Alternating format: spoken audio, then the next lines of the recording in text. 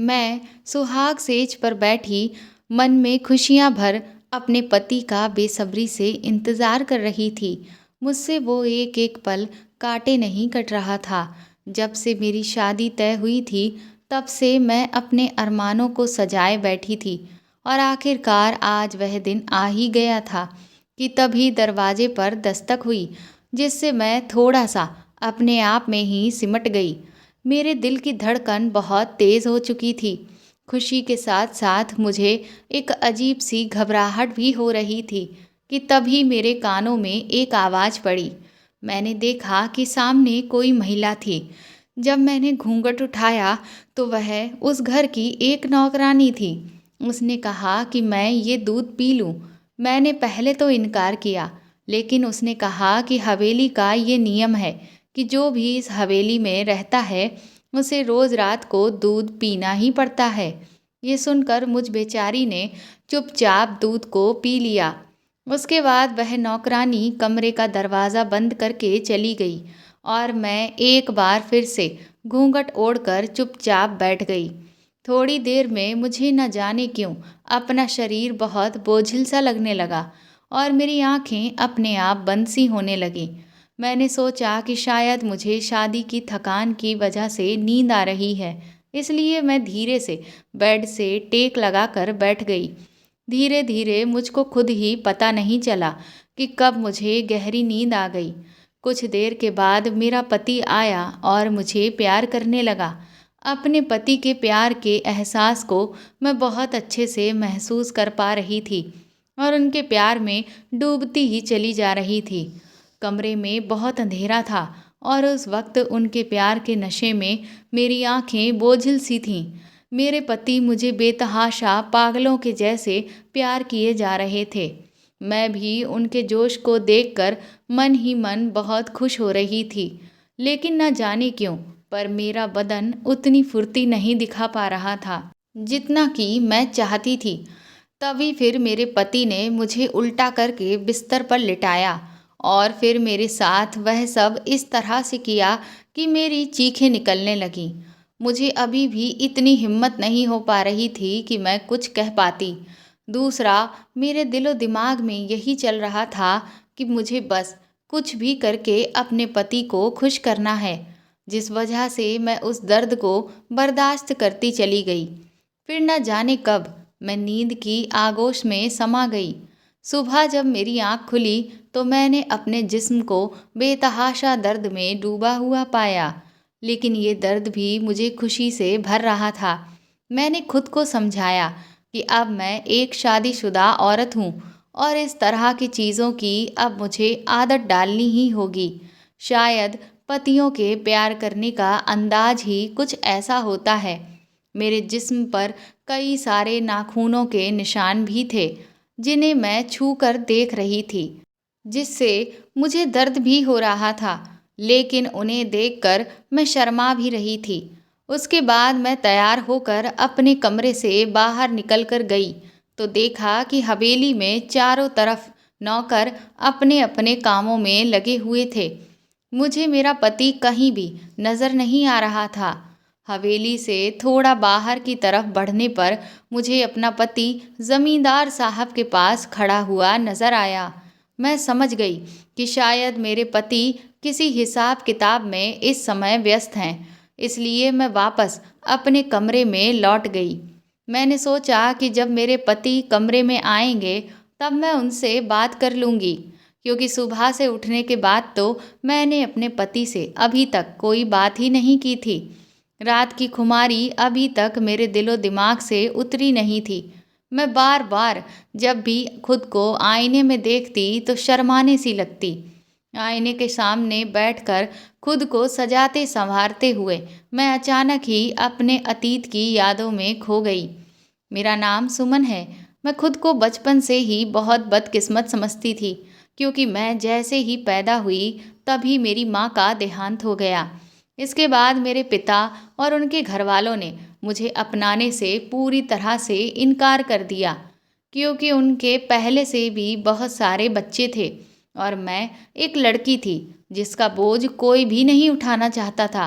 इसलिए उन्होंने मेरे पालन पोषण की जिम्मेदारी से पल्ला झाड़ लिया, जिस वजह से मजबूर होकर मेरी नानी को मुझे अपने घर लेकर जाना पड़ा। लेकिन नानी भी मेरी बहुत बूढ़ी थी। आखिर वह बेचारी बुढ़िया कब तक जिंदा रहती।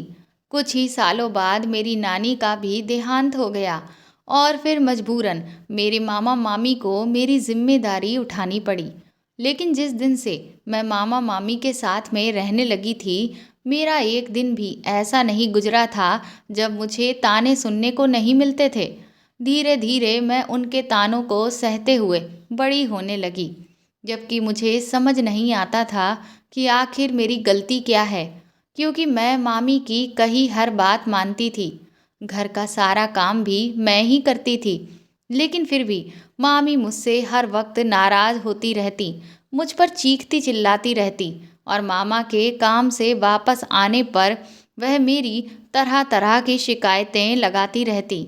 मैं हमेशा ये कोशिश करती रही कि मामी को शिकायत का कोई भी मौका ना दूं, लेकिन फिर धीरे धीरे मुझे समझ में आने लगा था कि मैं चाहे कुछ भी कर लूं, लेकिन मामी मुझसे कभी भी खुश नहीं रह सकती हैं। काम निपटाने के बाद मैं जब भी अकेले में बैठती तो फूट फूट कर रोती। मैं अक्सर अपनी माँ को याद करती कि वह मुझे छोड़कर क्यों चली गई। इससे अच्छा तो मैं भी अपनी माँ के साथ ही मर जाती तो ज़्यादा अच्छा होता, क्योंकि इस दुनिया में कोई भी ऐसा नहीं था जो मुझे प्यार करता। एक मेरी नानी ही थी जो मुझे इतनी जल्दी छोड़कर चली गई। आज अगर मेरी माँ जिंदा होती तो शायद जो कमी मुझे महसूस होती है वह कभी भी नहीं होती। मैंने भी अपनी किस्मत से समझौता कर लिया था और मेरे जीवन में कोई भी खुशी आएगी इसकी तो मैंने उम्मीद ही छोड़ दी थी। मुझे आज भी याद है जब पहली बार शादी का रिश्ता बताने वाली एक औरत मामी के पास मेरे लिए एक रिश्ता लेकर आई थी, और जब मामी ने उस लड़के की तस्वीर मुझे दिखाई तो पहली ही नज़र में मैं उस लड़के को अपना दिल दे बैठी थी। मैंने कभी नहीं सोचा था कि मेरी शादी इतने खूबसूरत नौजवान से होगी।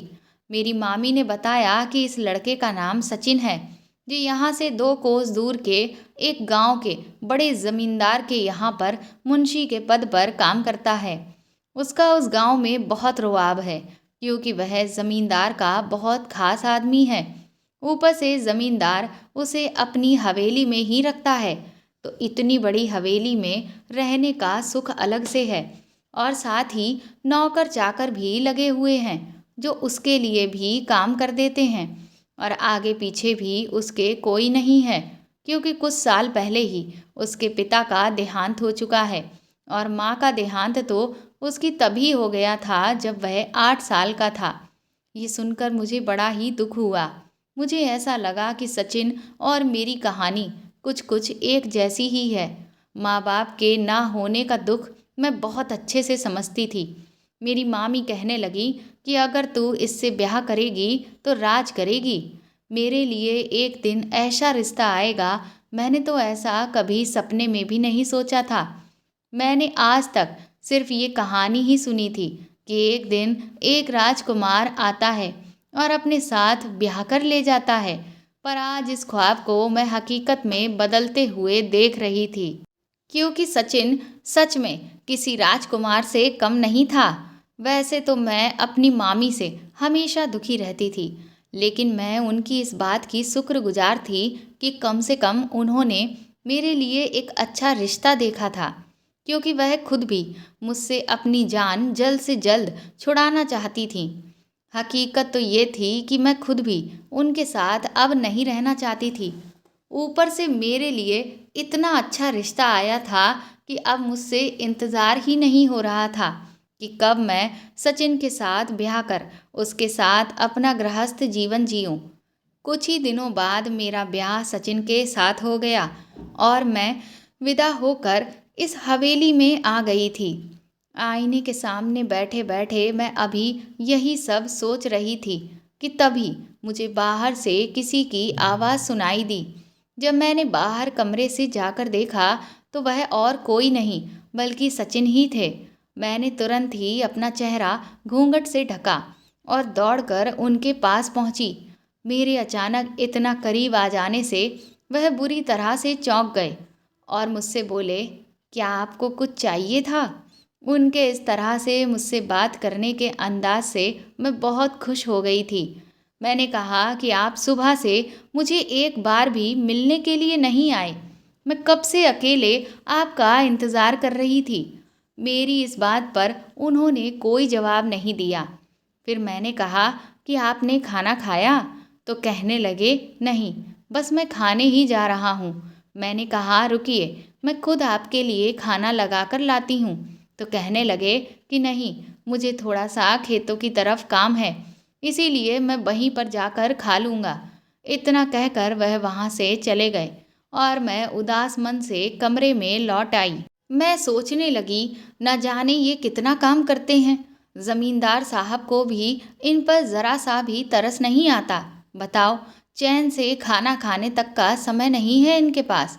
लेकिन फिर मैंने खुद को समझाया कि इतना काम करते हैं तभी तो जमींदार साहब उन्हें इतना महत्व देते हैं कि खुद अपने साथ इस हवेली में रख रहे हैं, वरना नौकर चाकर तो और भी हैं। लेकिन मजाल है जो किसी को हवेली में रहने की इजाज़त दी हो।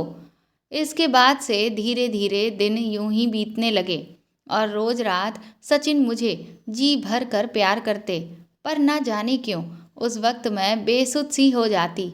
शायद उनके प्यार का नशा ज़्यादा था, लेकिन थोड़ा थोड़ा मुझे उनके प्यार करने के अंदाज से गुस्सा भी आने लगा था, क्योंकि जब भी मैं सुबह उठती तो मुझे बहुत ज़्यादा तकलीफ़ होती थी।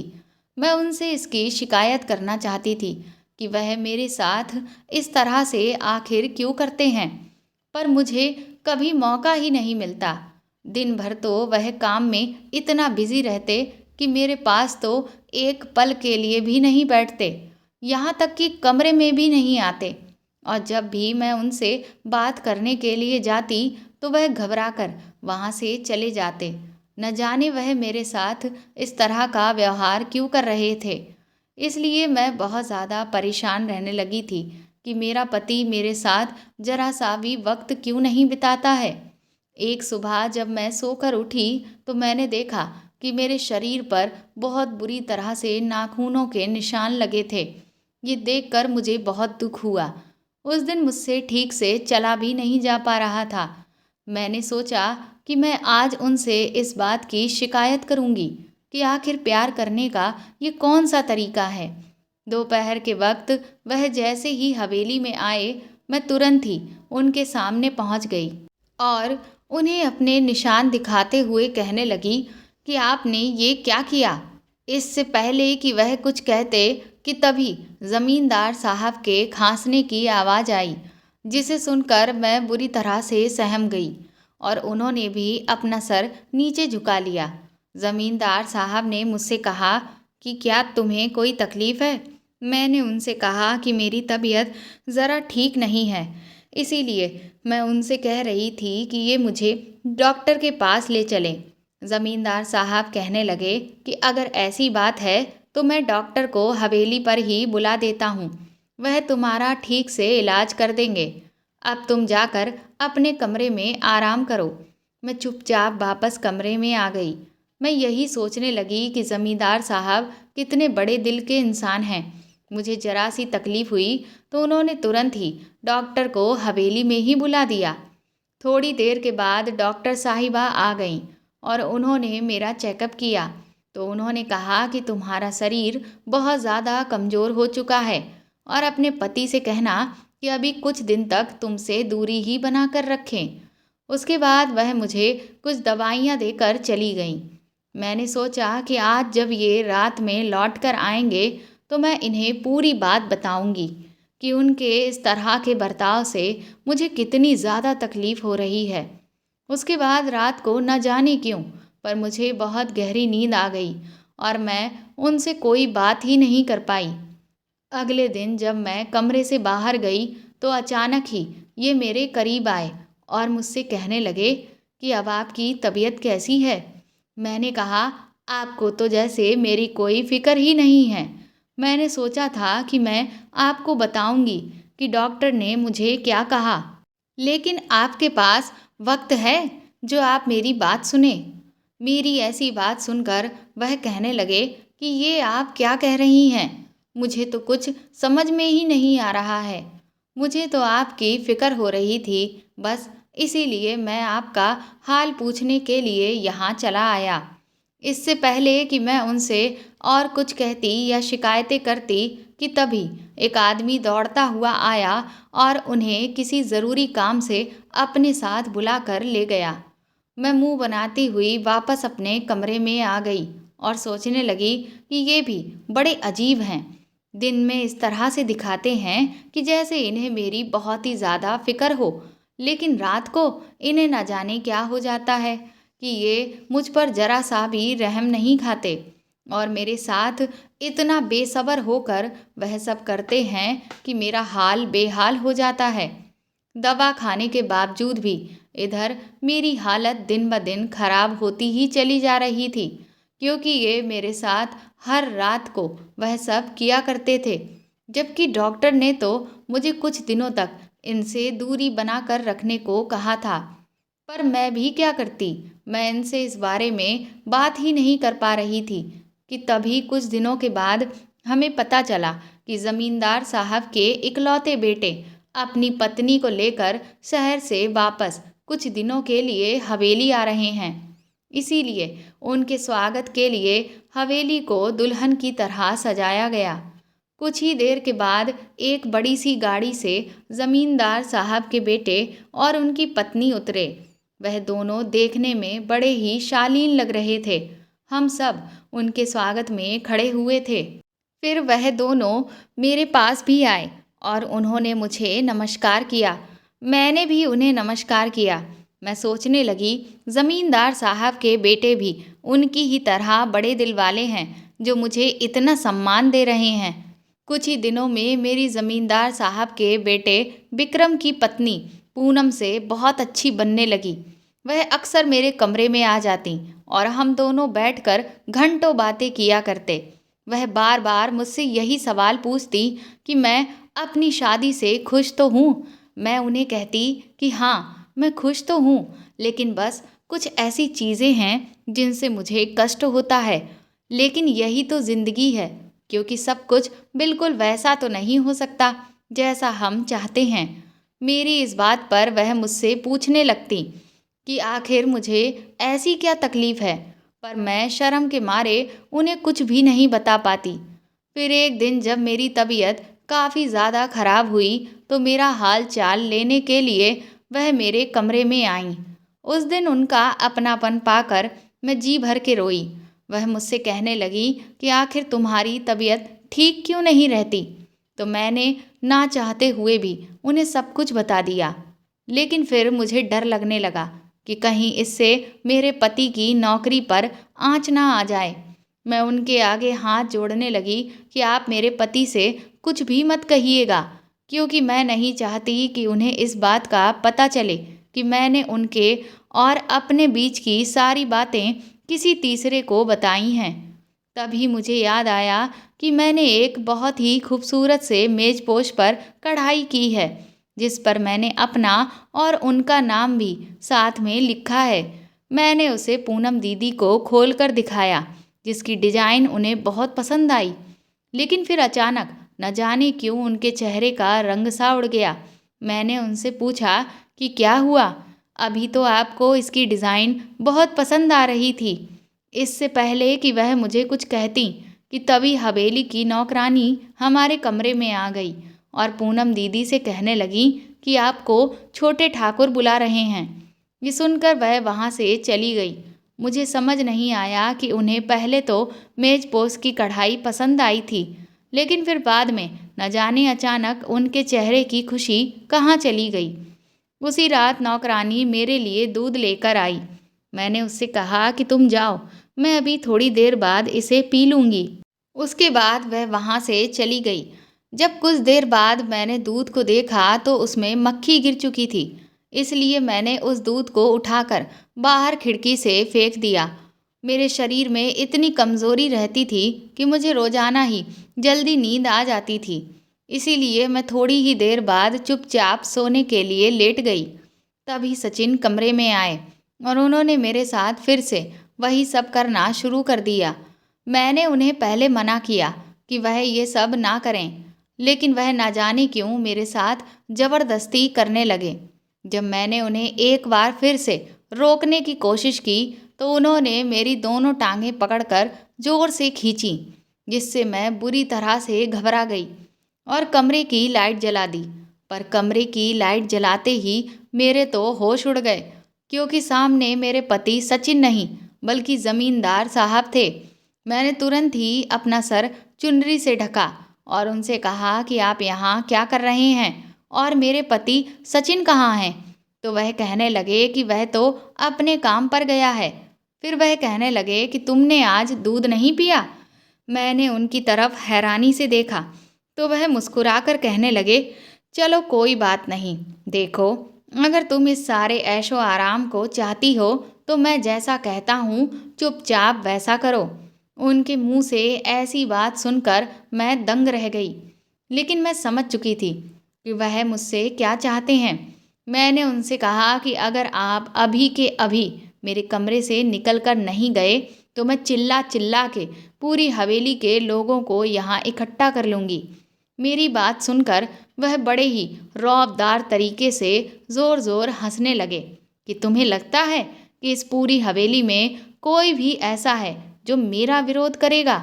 अगर तुमने मेरी बात नहीं मानी तो तुम्हें और तुम्हारे पति को मैं पूरी तरह से बर्बाद कर दूंगा।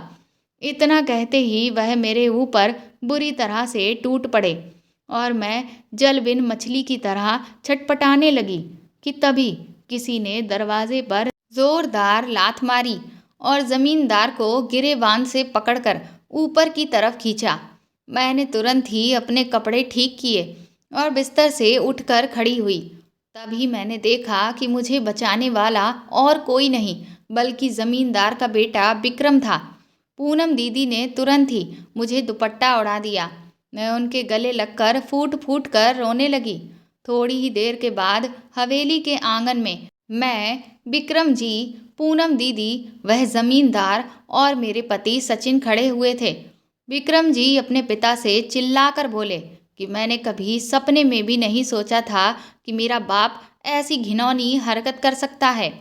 आपने अपने मंसूबों को पूरा करने के लिए इतनी बड़ी चाल चली।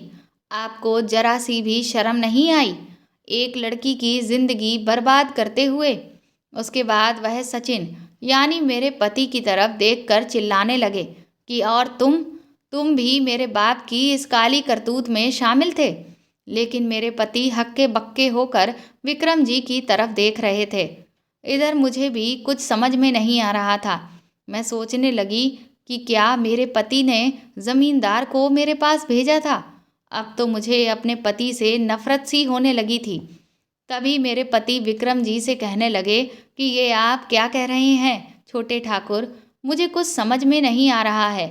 विक्रम जी ने कहा, क्या सच में तुम्हें कुछ भी नहीं पता या फिर तुम भी मेरे सामने नासमझ बनने का नाटक कर रहे हो?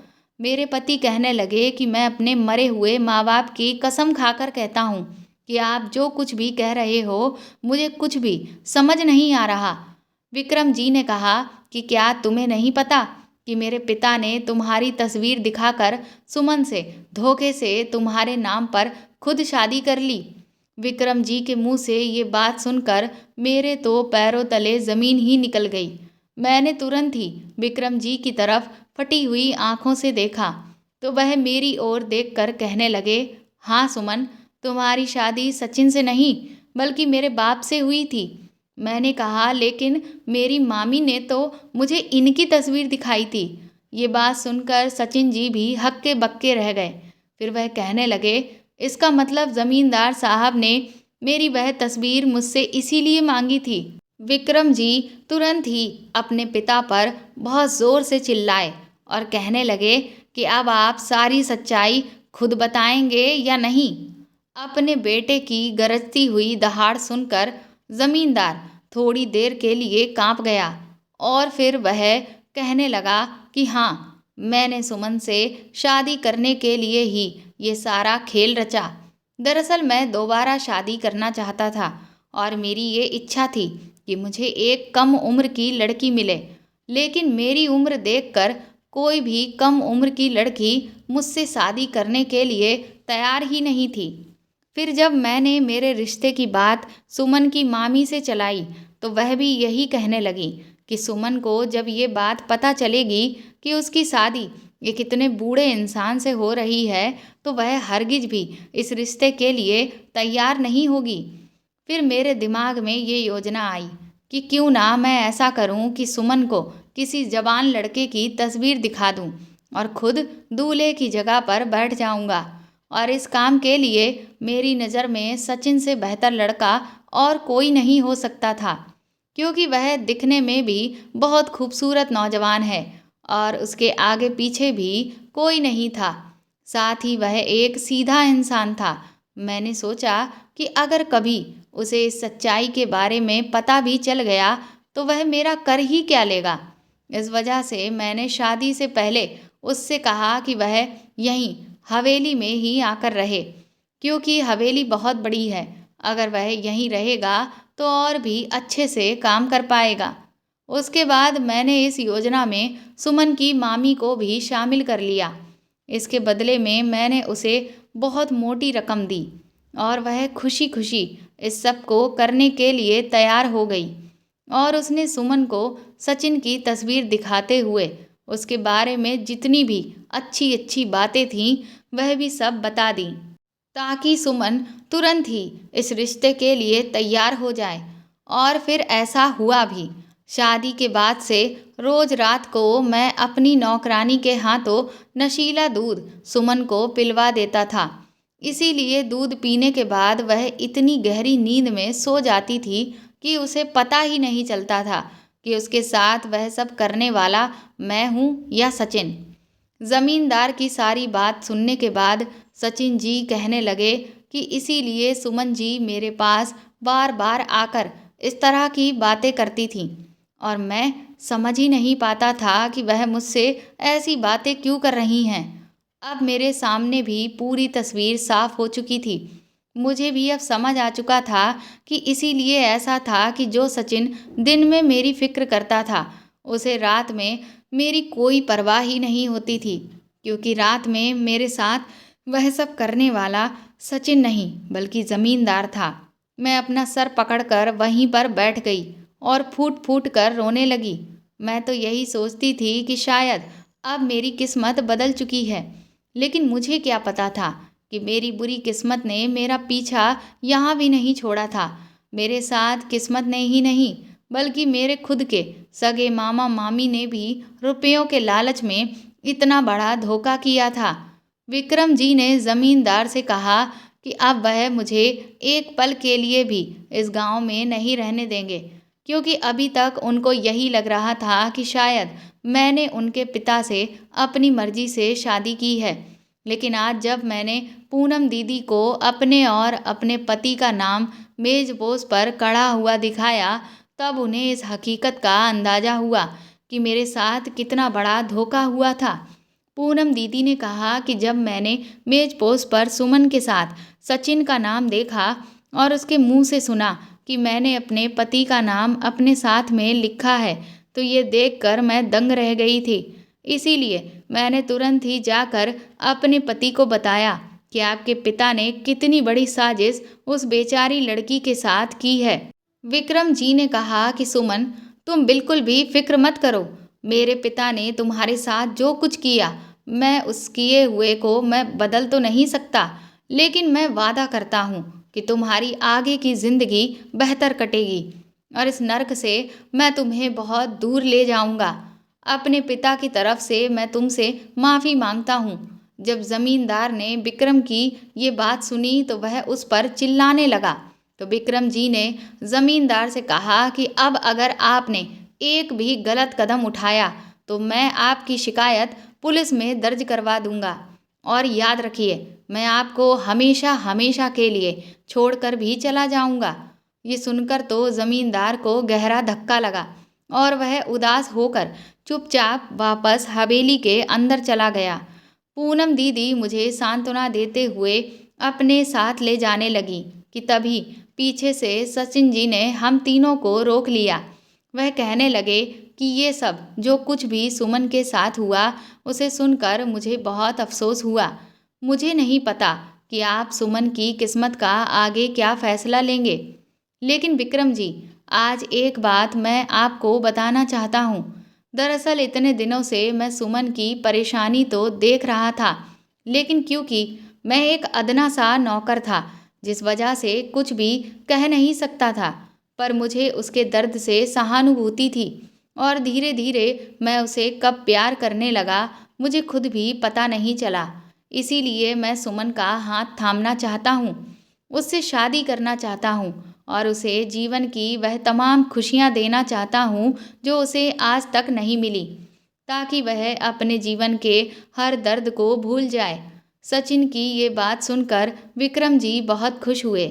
उन्होंने मेरी तरफ मुस्कुराते हुए देखा और कहा, सुमन, क्या तुम भी इस रिश्ते के लिए तैयार हो?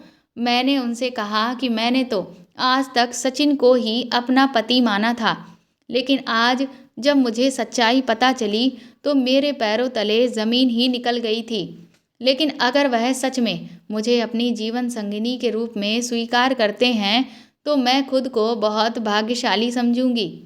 3 दिन के बाद ही मेरी और सचिन की धूमधाम से शादी हो गई और विक्रम जी ने हम दोनों को उसी दिन विदा करके शहर भेज दिया, जहाँ पर उन्होंने हमारे रहने की व्यवस्था पहले ही कर दी थी। साथ ही सचिन जी को उन्होंने अपने एक दोस्त के ट्रांसपोर्ट के बिजनेस में बड़े ही अच्छे पद पर काम पर लगवा दिया था। आज मैं सचिन जी के साथ एक खुशहाल जीवन जी रही हूँ और अपने अतीत के जख्मों को धीरे धीरे भूल रही हूँ। दोस्तों, कभी कभी पराये लोग अपनों से भी ज़्यादा हमारे काम आते हैं। अपने तो कई बार हमारे दिल को ऐसी ठेस पहुंचाते हैं जिसे हम जिंदगी भर भूल नहीं पाते। हम पूरी जिंदगी खून के रिश्तों को निभाने में अपनी जान लगा देते हैं, जबकि हकीकत ये है कि इस दुनिया में सबसे ऊपर जो रिश्ता है वह इंसानियत का है। इसीलिए अपने अंदर की इंसानियत को कभी भी मरने नहीं दीजिए, ताकि वह रिश्ता आप अपने सगे संबंधियों से भी अच्छे से निभा सकें और किसी दूसरे के भी काम आ सकें। तो दोस्तों, आपको मेरे द्वारा लिखी हुई ये कहानी कैसी लगी, प्लीज़ कमेंट करके मुझे ज़रूर बताएं और इस कहानी को ज़्यादा से ज़्यादा शेयर और लाइक करें।